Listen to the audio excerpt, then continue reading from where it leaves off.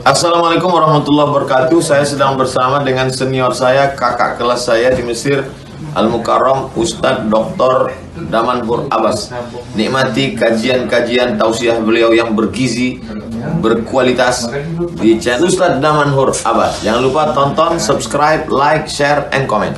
Assalamualaikum warahmatullahi wabarakatuh.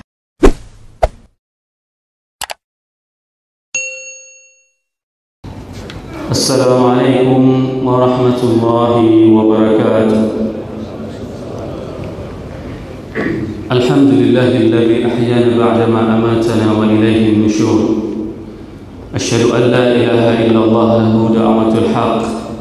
Harisun 'alaiha wa awjaba tabshiriha wal takum minkum ummatun yad'una ila al-khair wa ya'muruna bil ma'ruf wa yanhauna 'anil munkar wa ulaika humul muflihun. وأشهد أن محمدًا عبده ورسوله بلغ الرسالة وأدى الأمانة ونصح الأمة وكشف الغمة حتى آتانا اليقين ليلها كنهارها لا يزيغ عنها إلا هالك. اللهم صل على سيدنا محمد النبي الأمي الحبيب المحبوب العلي القدر العظيم الجهد وعلى أزواجه أمهات المؤمنين وذرياته وآل بيته وأصحابه أجمعين. رب اشرح لي صدري ويسر لي أمري واحلل عقدة من لساني يفقهوا قولي أما بعد. Para asatiz yang saya muliakan, ayah bunda yang saya cintai, dan bapak ibu jemaah salat subuh yang dirahmati Allah, marilah kita senantiasa memanjatkan puji dan syukur kita kepada Allah yang telah memberikan nikmat keimanan kepada kita sehingga kita dapat melaksanakan salat subuh berjamaah, dan nikmat keimanan lain yang masih Allah berikan kepada kita pada saat Allah masih memberikan umur panjang kepada kita dan kita dapat beriktikaf di 10 akhir Ramadan. Salawat dan salam mari sama-sama kita panjatkan kepada junjungan kita Nabi besar Muhammad sallallahu alaihi wasallam yang telah mengajarkan panduan bagaimana mengisi 10 akhir Ramadan. Kalaulah seandainya Rasul tidak pernah diutus, maka kita tidak tahu harus melakukan apa pada 10 akhir Ramadan. Namun berkat diutusnya baginda Rasulullah SAW, maka kita tahu mengisi Ramadan. Ini merupakan salah satu nikmat yang harus kita ungkapkan dengan rasa cinta kita kepada baginda Rasulullah SAW. Dengan memperbanyak berselawat kepada baginda Rasulullah SAW akan tumbuh rasa cinta tersebut, sehingga kelak pada saat nanti di hari akhirat kita semua akan mencari Rasul sebagai syahid, sebagai saksi kita. Pada saat kita menyatakan bahwasanya saya adalah umatmu wahai baginda Rasulullah, maka hal yang paling mahal adalah pada saat Rasul bersaksi bahwasanya kita adalah umatnya. Semoga jemaah yang berhadir pada subuh yang berbahagia ini merupakan di antara umat Nabi Muhammad SAW yang akan diberikan syafaat oleh baginda Rasulullah SAW dan akan disuguhkan air dari telaga Kautsar dari tangan mulia tersebut. Allahumma amin. Bapak Ibu jemaah yang dirahmati Allah, pada saat sesuatu itu bersentuhan dengan Al-Quran, maka sesuatu tersebut akan jadi mulia. Pada saat Al-Quran diturunkan kepada malaikat, maka malaikat tersebut adalah malaikat yang paling mulia, yaitu Jibril. Begitu juga pada saat Al-Quran itu diturunkan di bulan Ramadan, maka bulan tersebut adalah bulan yang paling mulia. Begitu juga pada saat Al-Quran itu diturunkan pada satu malam, maka malam tersebut itu setara dengan 83 tahun. Kapan malam itu? Maka itu tidak akan pernah kita ketahui kecuali dengan menjaga 10 akhir Ramadan tersebut. Semoga spirit kita, semangat kita dalam menjaga 10 akhir itu bukan hanya di malam-malam ganjil saja, akan tetapi spirit tersebut akan selalu hadir dikarenakan kita bukanlah penyembah malam ganjil, akan tetapi kita adalah penyembah apa yang diperintahkan oleh baginda Rasulullah SAW untuk mensyukuri terhadap nikmat yang Allah berikan kepada kita. Maka oleh sebab itu pada subuh yang berbahagia ini kita akan melihat dan mentadabbur satu kata yang diungkapkan di dalam Al-Quran. Semoga dengan kita memahami kata tersebut bertambah keimanan kita dan kecintaan kita kepada Allah dan kepada Rasul. Al-Quran mengungkapkan sebuah kata uluwan, yaitu disebutkan sebanyak 4 kali. 3 kali Allah sebutkan di dalam surat Al-Isra, dan 1 kali Allah sebutkan di dalam surat Al-Qasas. Pada surat Al-Isra 1 kali Allah menjelaskan tentang maha tinggi Allah, di mana Allah mengungkapkan subhanahu wa ta'ala amma yaquluna 'uluwan kabira. Ayat yang dibacakan oleh imam tadi ini adalah dakwaan orang-orang kafir pada saat mereka mengklaim bahwasanya Allah itu punya anak. Mereka beranggapan bahwasanya Allah itu punya anak, dan lebih parah lagi, orang-orang kafir itu menganggap bahwasanya Allah punya anak perempuan. Sehingga apa? Sehingga Rasulullah membuat sebuah kesaksian. Kalau seandainya Allah itu punya anak, fa ana awwalul abidin, maka aku adalah orang yang paling pertama yang akan menyembahnya. Itu ungkapan Rasulullah SAW. Maka pada ayat tersebut Allah ingin menyampaikan bahwasanya maha suci Allah terhadap tuduhan mereka orang-orang kafir yang menyatakan bahwasanya Allah itu mempunyai anak, dikarenakan Allah maha tinggi. 2 ayat yang menceritakan tentang uluwan itu disebutkan tentang Bani Israel, dan ini adalah bentuk kesombongan yang ada di atas muka bumi, di mana Allah berfirman pada ayat 4 dengan firman-Nya wala taklunna 'uluwan kabira, dan pada ayat 7 dalam surat Al-Isra juga wal yutabbiruna ma 'uluwan tatbira. Ini merupakan bagaimana bentuk kesombongan yang digambarkan di dalam Al-Quran tentang perilaku Bani Israel. Sedangkan 1 kali Allah sebutkan uluwan tersebut di dalam surat Al-Qasas, di mana menceritakan tentang kondisi penduduk surga, di mana mereka tidak mempunyai rasa sombong di dalam hati mereka. Hadirin jemaah salat subuh yang dirahmati Allah, kesombongan orang-orang Yahudi ini diungkapkan di dalam surat Al-Isra ayat 4 yang berbunyi a'udzubillahi minasyaitonirrajim, bismillahirrahmanirrahim. وَقَضَيْنَا إِلَى بَنِي إِسْرَائِيلَ فِي الْكِتَابِ لَتُفْسِدُنَّ فِي الْأَرْضِ مَرَّتَيْنِ وَلَتَعْلُنَّ عُلُوًّا كَبِيرًا. Dan Allah telah menetapkan, ini adalah ketetapan dari Allah Subhanahu wa taala, bahwasanya Bani Israel itu sudah dinyatakan di dalam kitabnya. لَتُفْسِدُنَّ فِي الْأَرْضِ مَرَّتَيْنِ. Mereka itu akan membuat kerusakan di atas muka bumi itu 2 kali. Para mufassirin menjelaskan, kali pertama mereka membuat kerusakan itu adalah pada saat kedatangan baginda Rasulullah Sallallahu Alaihi Wasallam ke Yathrib. Kenapa? Karena di dalam Taurat, di dalam Injil itu disebutkan bahwasanya akan datang Nabi di akhir zaman di tempat kawasan yang dipenuhi dengan pohon-pohon kurma. Sehingga apa? Orang-orang Yahudi itu berbondong-bondong mereka menempati kota Yathrib ataupun Madinah untuk menanti Rasul akhir zaman. Maka pada saat itu, pada saat Rasul itu diutus di Madinah dan masuk kepada Madinah, maka apa yang terjadi? Mereka mengingkari terhadap kerasulan baginda Rasulullah SAW. Mereka tidak mau beriman terhadap baginda Nabi Muhammad SAW.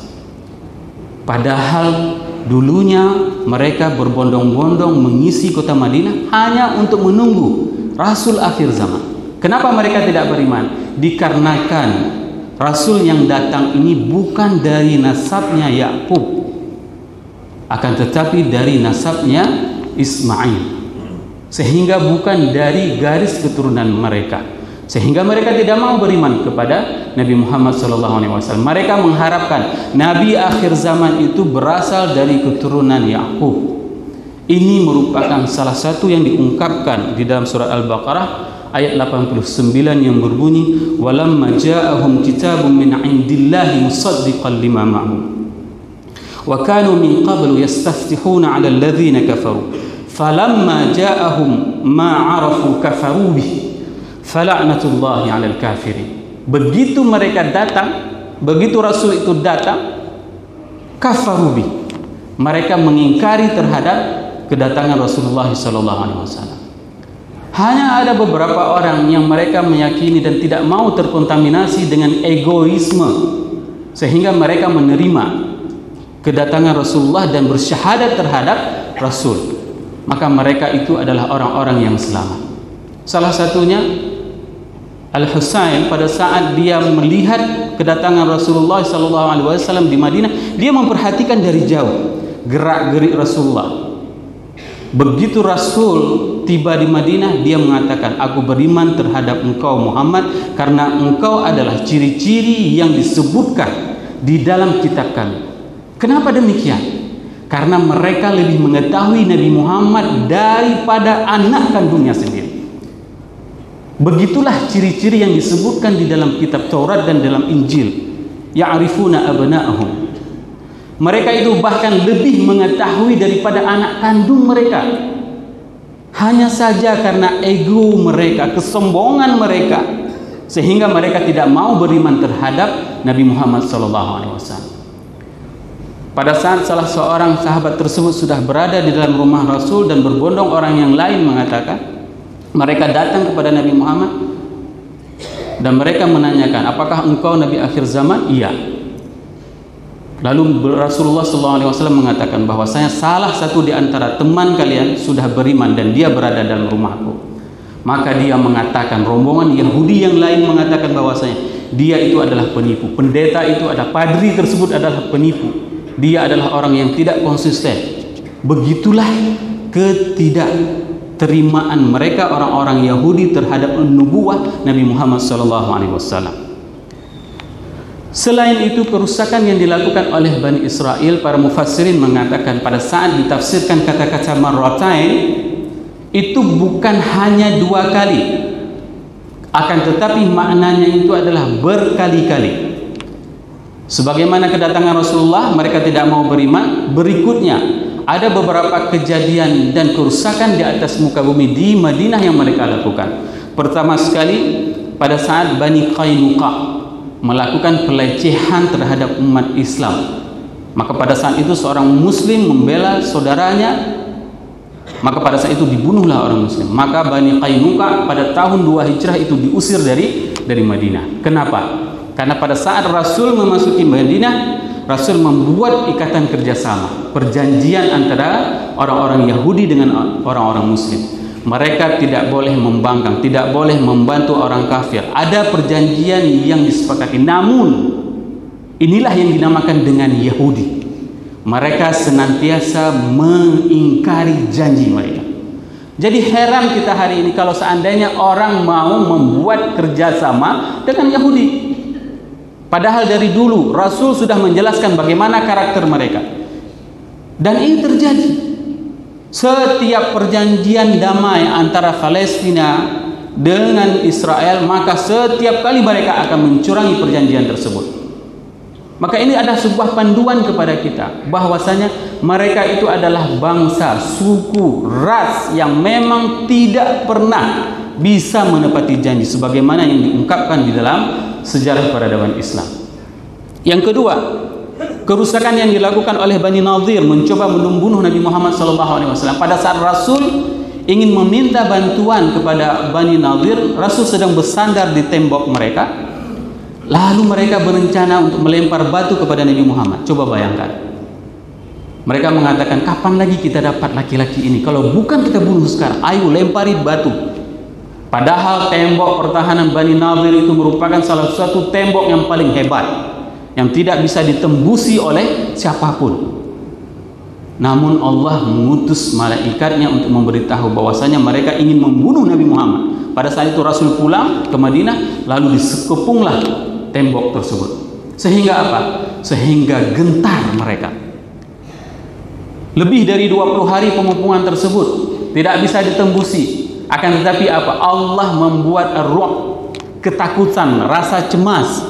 Ini menunjukkan Bapak Ibu jemaah yang dirahmati Allah, semua kemenangan yang diraih umat Islam di dalam peperangan itu bukan dikarenakan perjuangan umat Islam itu sendiri, akan tetapi merupakan campur tangan dari Allah, intervensi dari Allah. Maka hari ini seberapa jauh kita melibatkan Allah dalam segala hal kita, sebagaimana yang dilakukan oleh para sahabat. Mereka sudah mengupung sekian lama tapi tidak bisa menembus. Allah lah yang membuat hati mereka kecut sehingga mereka menyerahkan diri. Pada saat itu Rasul memaafkan mereka. Bani Nadir dimaafkan, akan tetapi mereka diusir dari Madinah. Dan yang terakhir adalah pada saat kerusakan yang dilakukan oleh Bani Quraidah. Bani Quraidah ini merupakan salah satu pengkhianatan yang dilakukan oleh orang Yahudi terhadap umat Islam pada perang Ahzab. Mereka memprovokasi semua pemimpin-pemimpin kafir pada saat itu untuk memerangi orang-orang Madinah. Namun apa yang terjadi? Pada saat Allah mengirim badai yang dingin kepada mereka, maka mereka lari kocar-kacir sehingga Bani Quraidah kembali ke kampung halamannya. Apa hukumannya? Hukumannya sangat tegas. Siapapun yang sudah dewasa maka mereka itu dibunuh. Ini adalah sebuah ketegasan yang memang harus dilakukan, dikarenakan apa? Pengkhianatan yang mereka lakukan, kerusakan yang mereka lakukan di atas muka bumi. Ini ketiga peristiwa ini adalah peristiwa yang memang terus akan terjadi, sama seperti hari ini.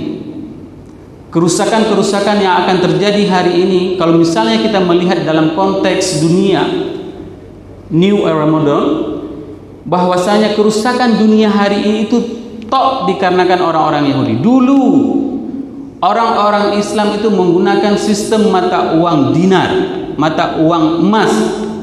Orang-orang Yahudi mereka merubah mata uang tersebut menjadi fiat money, uang kertas. Bagaimana mungkin lembaran 100.000 itu sama harga biaya cetaknya dengan uang lembaran 1.000 rupiah? Sedangkan nilainya berbeda. Berbeda jika seseorang itu menggunakan uang emas. Koin emas itulah yang membuat benda tersebut berharga. Dan mereka yang merubah tatanan ekonomi dunia dengan membuat sistem perbankan. Dan mereka membuat sistem perbankan tersebut dan membuat sebuah bank yang paling teraman di dunia, yaitu Swiss Bank, di mana seseorang untuk membuka rekening di Swiss Bank tersebut harus mempunyai uang sebesar 700.000 franc. Dan ini bukan nominal yang kecil. Bayangkan kalau misalnya bank kita untuk buka account itu hanya 50.000 rupiah. Tapi kalau Swiss Bank kita membutuhkan dana sebesar 700.000 franc baru bisa buka rekening di situ. Dan ini adalah bank yang paling aman, bank yang paling aman di atas muka bumi. Karena apa? Karena mereka yang menjaganya. Dan mereka merubah tatanan kehidupan. Sehingga apa? Sehingga umat Islam semuanya mempercayai terhadap apa yang mereka konsepkan. Kerusakan-kerusakan yang lain juga akan terus berlaku, di mana mereka membelah antara West Bank dengan Gaza. Tembok antara dua daerah tersebut itu sepanjang 700 meter, 700 kilo.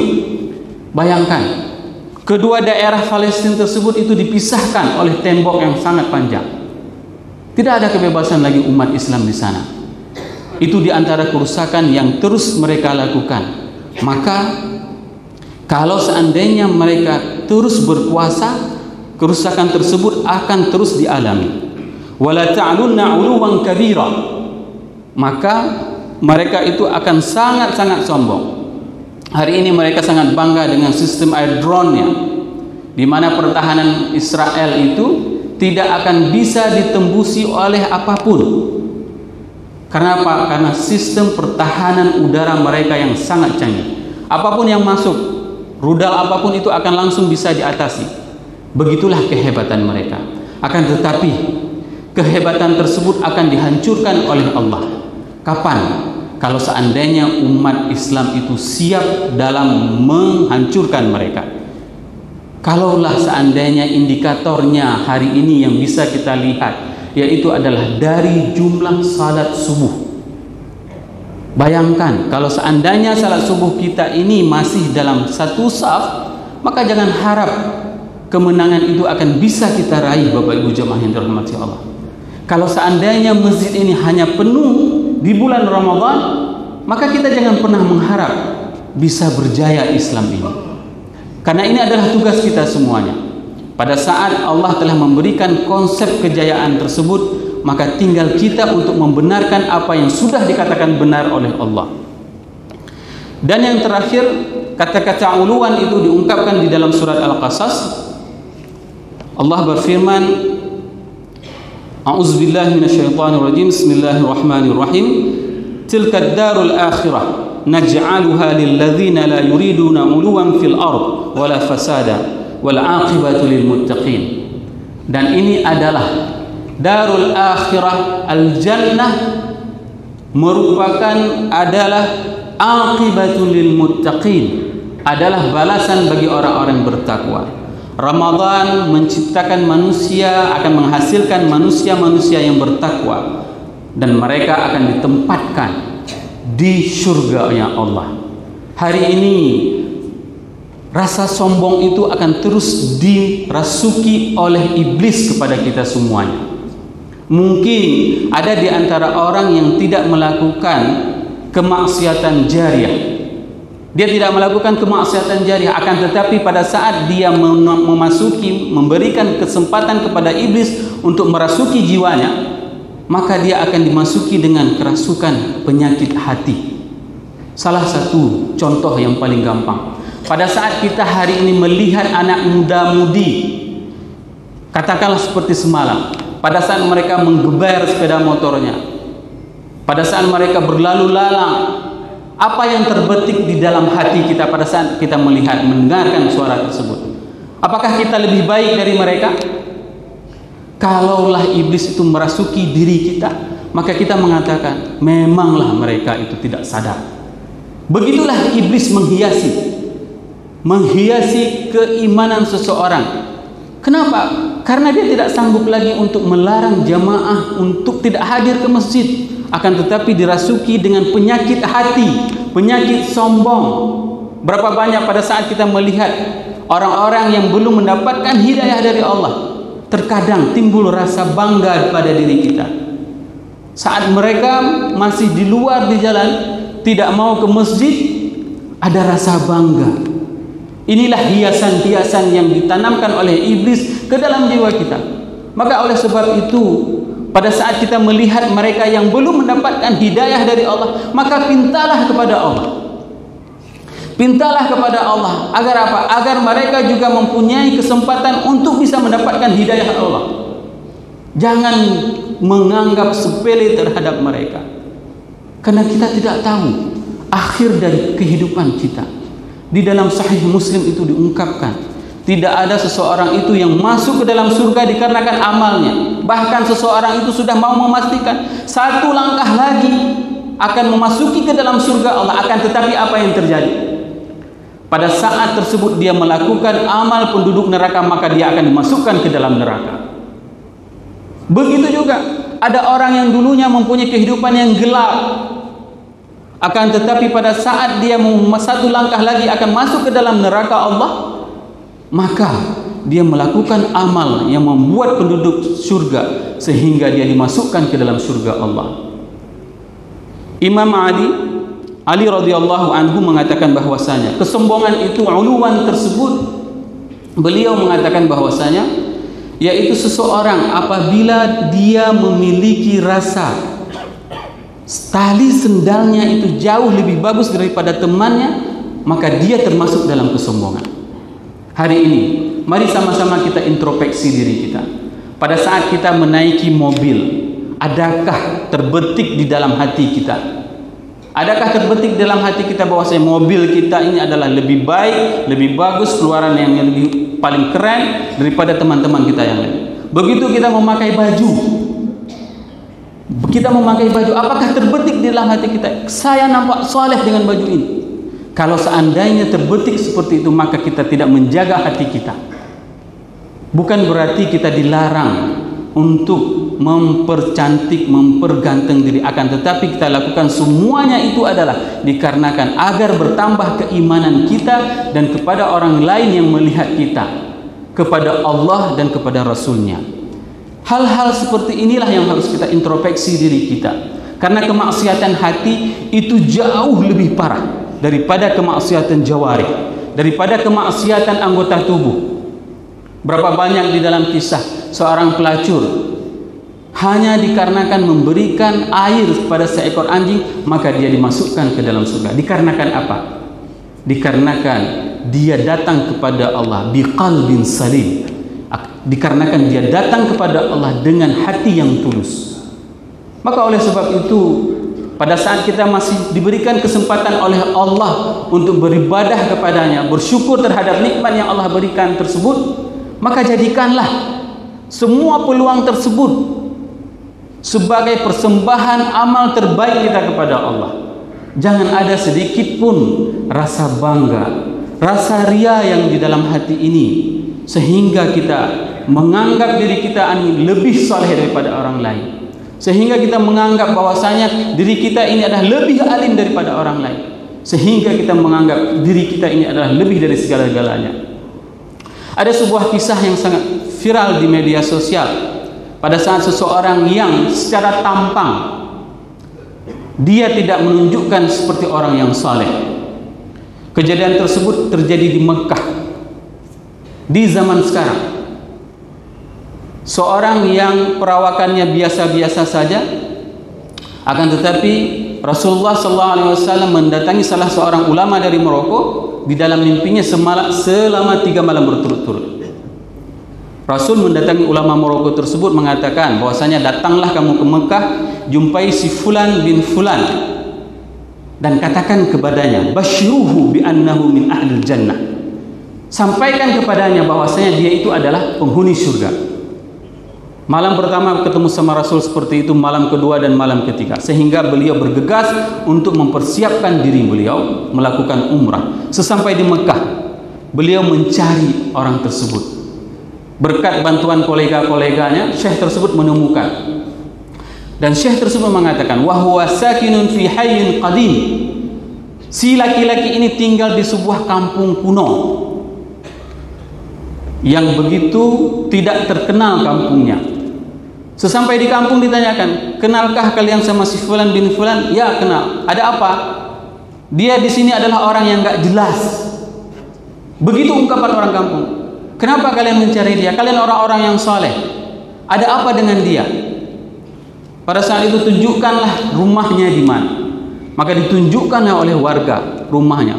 Pada saat ketemu dengan orang tersebut yang disuruh cari oleh Rasul, dan syekh dari Maroko itu mengatakan, aku terkejut melihat tampangnya. Tidak ada tampang kesalehan sedikit pun dari wajahnya. Pakaiannya biasa, jenggotnya biasa, tidak lebat, auranya biasa saja. Maka pada saat itu kukatakan kepadanya, aku bertemu sama Rasul dan Rasul memerintahkan kepadaku untuk ketemu dengan Anda dan mengatakan bahwasanya Anda adalah penghuni surga. Maka pada saat itu si penduduk Mekah tersebut mengatakan, engkau berbohong. Maka pada saat itu syekh dari Maroko itu mengatakan, aku baru saja melaksanakan umrah dan tidak mungkin berbohong kepadamu. Katakan kepadaku amal apa yang engkau lakukan, sehingga Rasul mendatangiku 3 malam berturut-turut dan menyampaikan bahwasanya engkau adalah ahli surga.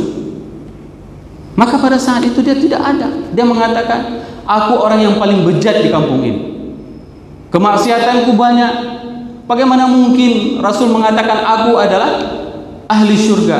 Haram yang begitu dekat dengan rumahku, aku jarang untuk salat di sana. Ka'bah yang begitu dekat, dia jarang salat di sana. Bagaimana mungkin? Mungkin Anda salah orangnya. Namun syekh tersebut mengingatkan kembali, coba Anda pikirkan. Maka pada saat itu dia teringat, pada saat tetangganya meninggal dunia, dan tetangga tersebut meninggalkan janda beserta anaknya, maka pada mulai hari itu dia berjanji kepada Allah, aqsimu billahi bi an aqsimu ratibi ila qismain. Aku bersumpah kepada Allah, aku bersumpah kepada Allah, aku akan membagi gajiku kepada dua bagian. Satu bagian itu untuk keluargaku dan satu bagian lagi itu untuk keluarga anak yatim ini. Min dzalikal yaum ila hatta al-an, mulai dari hari itu sampai dengan ini. Maka coba bayangkan, terkadang perbuatan itu adalah hayyinun, remeh-temeh di mata manusia, akan tetapi huwa azimun indallah. Akan tetapi perbuatan tersebut membuat sibuk penduduk langit. Keikhlasan, ketulusan hati seseorang pada saat dia melakukan, itulah yang membuat dia itu dikatakan oleh Rasul sebagai penduduk surga. Maka pada saat itu si syekh tersebut mengajak penduduk Mekah tersebut untuk melakukan salat di Masjidil Haram. Pada saat salat rakaat pertama dia menangis, ruku, sujud, bangun lagi rakaat kedua, ketiga, dan pada saat sujud rakaat keempat, penduduk Mekah ini tidak bangun lagi. Allah mencabut nyawanya di situ. Maka ini adalah semua harapan kita, Bapak Ibu jamaah yang dirahmati Allah. Pada saat kita meninggal, pada saat kita sedang mengucapkan la ilaha illallah, pada saat kita sedang memuji Allah, bukan pakaian ini yang bisa mengantarkan kita ke surganya, bukan pidato ini yang bisa mengantarkan kita kepada surganya, akan tapi keikhlasan, ketulusan hati kita pada saat kita melakukan amal-amal itu memang tulus kita lakukan karena Allah. Inilah yang akan mengantarkan kita kepada surganya. Maka oleh sebab itu, Ramadan adalah bulan yang sangat inspiratif kepada kita semuanya. Berapa banyak di antara tetangga kita yang mempunyai anak yatim? Ayo, mulai hari ini kita kafalahkan, kita bantu mereka anak-anak yatim tersebut. Ana wa kafilul yatim kahatain. Aku bersama orang-orang yang menanggung anak yatim. Rasul mengibaratkan seperti ini. Ini merupakan adalah amal yang masih mempunyai kesempatan kepada kita semuanya, sehingga kita tidak melepaskan Ramadan ini dengan begitu saja. Semoga apa yang saya sampaikan ini bermanfaat kepada diri saya dan kepada jemaah semuanya, sehingga kita bisa meningkatkan keimanan kita dan kecintaan kita kepada Allah dan kepada Rasul. Subhanakallahumma wa bihamdika asyhadu an la ilaha illa anta astaghfiruka wa atubu ilaik. Assalamualaikum warahmatullahi wabarakatuh.